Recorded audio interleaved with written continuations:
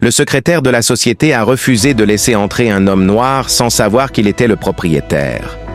Lorsque Thomas Williams, propriétaire noir d'une grande entreprise, est expulsé de force de son propre bureau, humilié et accusé sans aucune justification, tout le bureau assiste à ce spectacle d'injustice cruelle.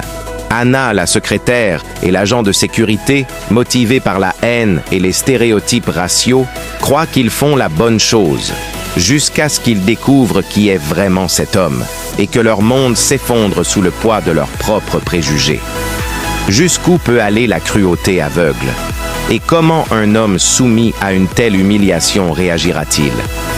Ce qui se passera ensuite choquera même les spectateurs les plus chevronnés. Revenons au début. Anna, une secrétaire de longue date, est assise à son bureau, entourée de chaises en cuir, de lampes et de dossiers soigneusement organisés. Sa matinée se déroule sans problème jusqu'à ce qu'un homme entre, créant une tension palpable. Un grand homme noir en costume, sûr de lui, entre avec confiance. C'est Thomas Williams. Mais cette confiance déstabilise Anna. Une pensée traverse son esprit. Cet homme ne devrait pas être là. Elle lève lentement les yeux, les doigts posés sur son clavier, le regard méfiant. Elle le scrute, cherchant une raison de lui refuser l'accès. Son professionnalisme s'efface, laissant place à un dédain à peine dissimulé.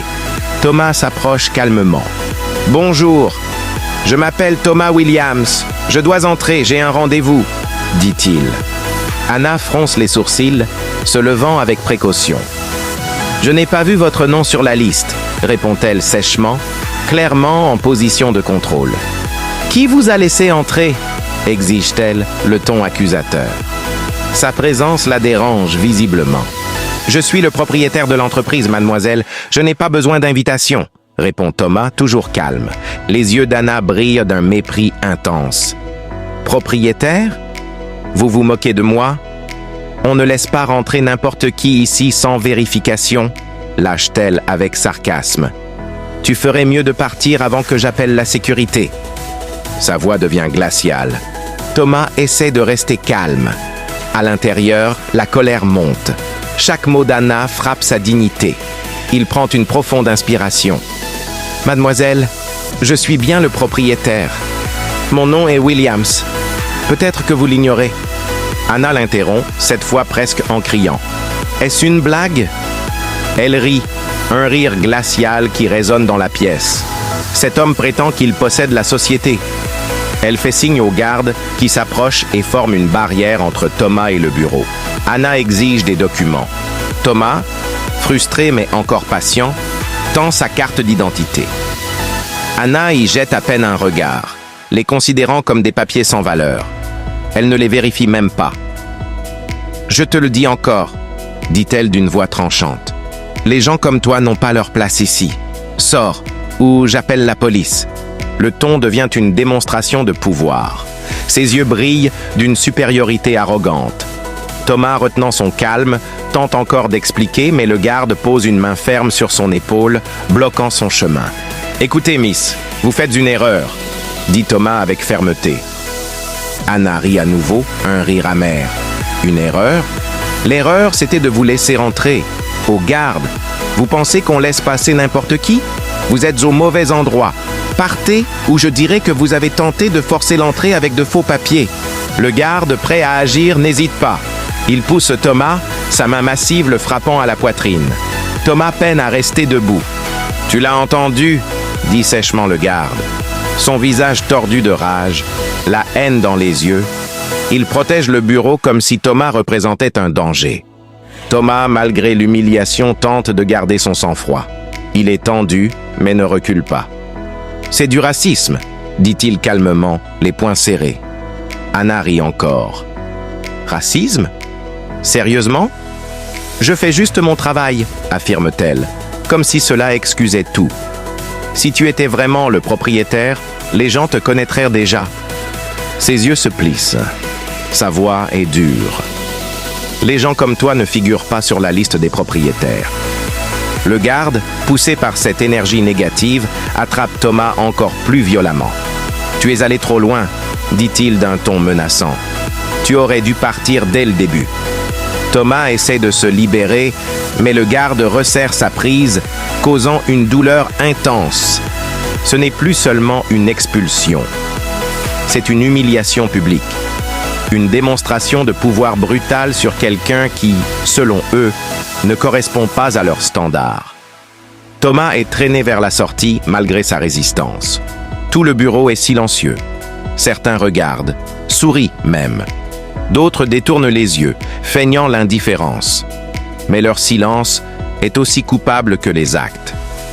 Thomas sent la rage l'envahir.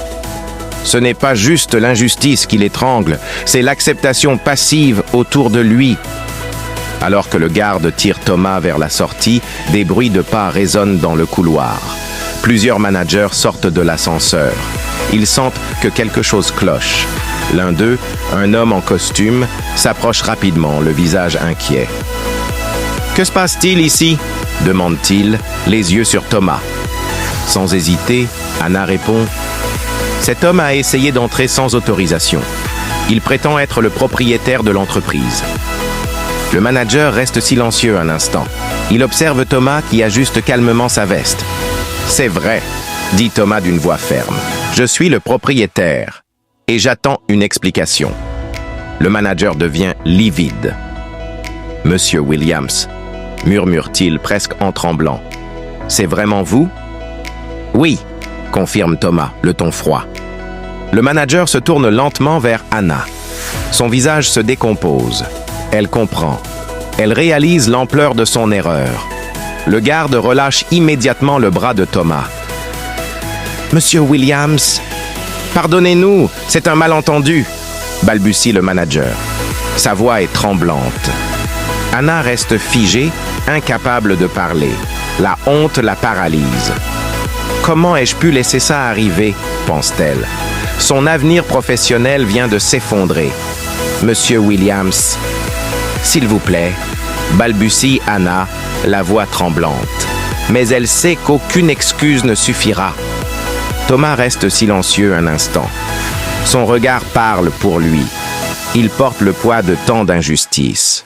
Ce moment est plus qu'un incident. C'est un symbole de tout ce qu'il combat depuis toujours. Vous devriez réfléchir à la façon dont vous jugez les gens par leur apparence, dit-il calmement en regardant Anna et le garde.